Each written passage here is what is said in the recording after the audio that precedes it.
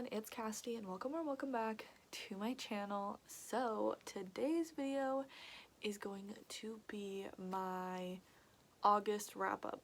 I forgot what month it was. Everything's kind of a blur right now.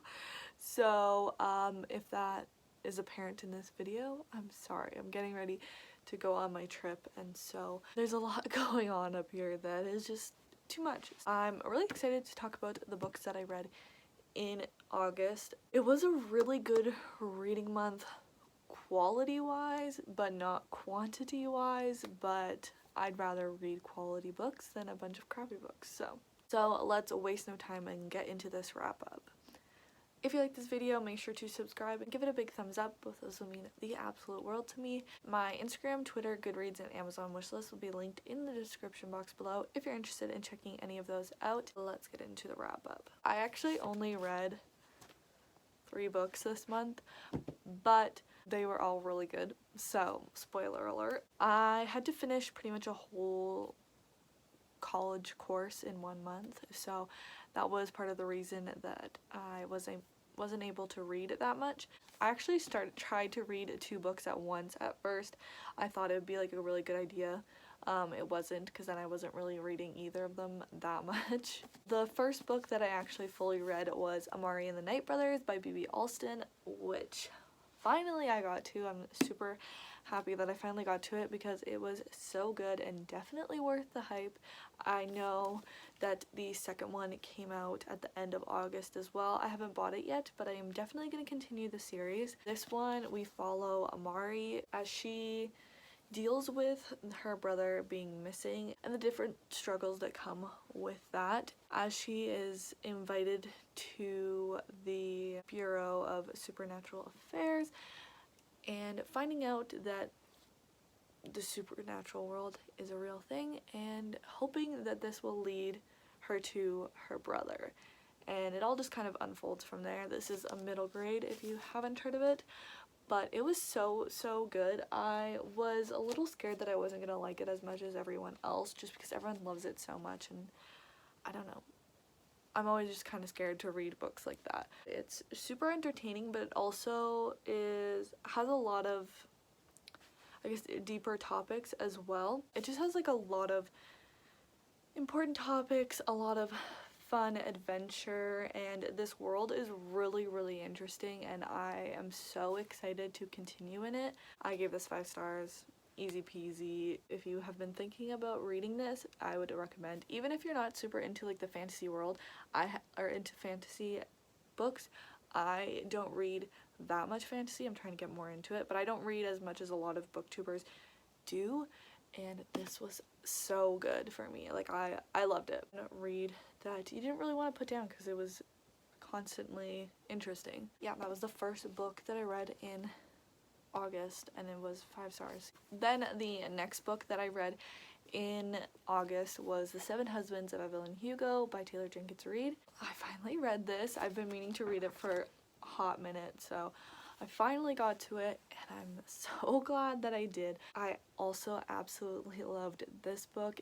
This, if you remember, if you watched my July wrap-up, I read Daisy Jones and the Six, and I've previously read Malibu Rising by Taylor Jenkins Reid, and they were both good, but I hadn't had my 5-star Taylor Jenkins Reid book yet, so I was really asking for it. I really wanted it. Ask and you shall receive, because I gave this 5 stars. This book follows Evelyn Hugo, who is this really famous star from, I think it starts in the 50s. Yeah, it starts in the 50s and she is a huge star. We follow her life from the 50s on through her 7 husbands. A lot of significant events follow the different husbands and are connected in some way to the different husbands, and it was so good. This is what I've wanted and what I've wanted from Taylor Jenkins Reid. Like, this is 1000% worth the hype in my opinion. I thought it was so good. The celebrity of it all was really interesting, and also, since it was a bit of a historical, it's not, I don't know what's considered historical, but it isn't current times. I saw a lot of the different hardships that people faced during this time and things that Evelyn had to do to get by. The different twists in this were super good. I really enjoyed this.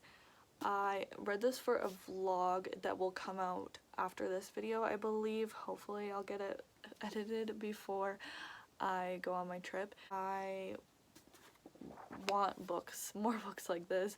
I don't know if anyone has any recommendations of a book like this, because I haven't really seen it like anything like this, but even just the celebrity-ness of this I really enjoyed. So if you've been thinking about picking this up, do it. Do it. I loved it. And it wasn't boring. Like, I read this, I had read like maybe 60 pages, and then I read it on the rest of it on vacation on the beach between 2 different days of just like a few hours on the beach. So it was a super fast read, and I did not want to put it down. And I know when my mom read it, she read it in like a day, in like an afternoon or something. So if you want a fast read, also would recommend. So yeah, another 5 stars. Finally, the last book, and the reason that it has taken me this long to film this video, because when I'm filming this, it's the 9th, I believe. This book has taken me a long time to read. Not really at its own fault, just life, finishing that course, and then I had a few busy days doing other things, and then I've been focusing on doing this stuff for the trip. So I haven't had the most time to read, but I finished out the month and started September out with The Last Housewife by Ashley Winstead. So if you've been watching me for a little bit, you would know that In My Dreams I Hold a Knife by Ashley Winstead was my favorite book that I read last year. So I was super excited for this, like most anticipated release of the year, and I was not disappointed. This follows Shay, and she went to college and made some really good friends, but her and her friends have this relationship thing with this man who is awful. Very good at convincing that their relationship with him was a good relationship. Some of them escape from this situation. It's like flash forward to 10 years in the future. One of her friends died, and she finds this through a true crime podcast, and from there it's just set off because the death is quite suspicious for different reasons. So she gets the help of the true crime podcast host, and they start investigating her friend's death and everything surrounding it, and it just blows up from there, and it is crazy. So this book has the trigger warnings in the front, and if you are triggered by pretty much anything, I would take a second to read the trigger warning. Suicide, rape, physical violence, sexual violence, trauma, self-harm, misogyny, gender essentialism, and drug use. Like, they're all really prevalent in this book.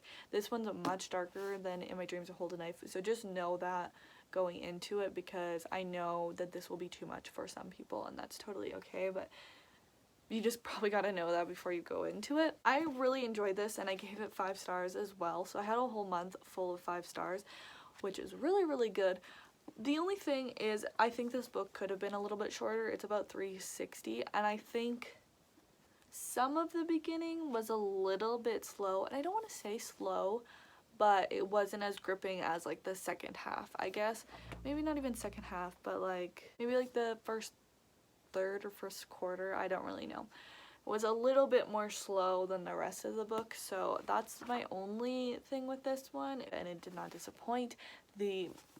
Especially the ending, like, I read like the second half, maybe more than the second half, really quickly. I did have more time to read it, but I didn't want to stop reading it, so it was super good, and I'm really happy that I actually got to read it and finish it. This book is so good, and I would recommend if you can handle the different topics that are in this. And I think I still enjoyed In My Dreams I Hold a Knife a bit better, but like, it was my favorite book of all last year, so that's just personal preference. I know some other people enjoyed this one more than they enjoyed In My Dreams I Hold a Knife. So Ashley Winstead is definitely an auto-buy author for me. I haven't read the romance by Ashley Winstead yet, but I'll probably read that as well. So if you're looking for a good thriller mystery. Check this one out. These are the 3 books that I read this month, and I give them all 3 star. I gave all 3 of them 5 stars, and I am so happy that I finally got to these 2 because I've been meaning to get to these 2 for a long time, and then I got to read one of my most anticipated releases of the year, so it was a good reading month, if I do say so myself. Let me know if you've read any of these books, what you thought about them. If you didn't like them, let me know why you didn't like them or anything like that. These 3 are all some of the best books that I read this year so far, so probably expect them on that list at the end of the year. If you liked it, make sure to subscribe and give it a big thumbs up. Both of those would mean the absolute world to me. Comment down below what you read in August, and if you've read any of these, let me know your thoughts on them. My Instagram, Twitter, Goodreads, and Amazon wishlist will be linked in the description box below if you're interested in checking any of those out, and I will see you in my next video. Bye!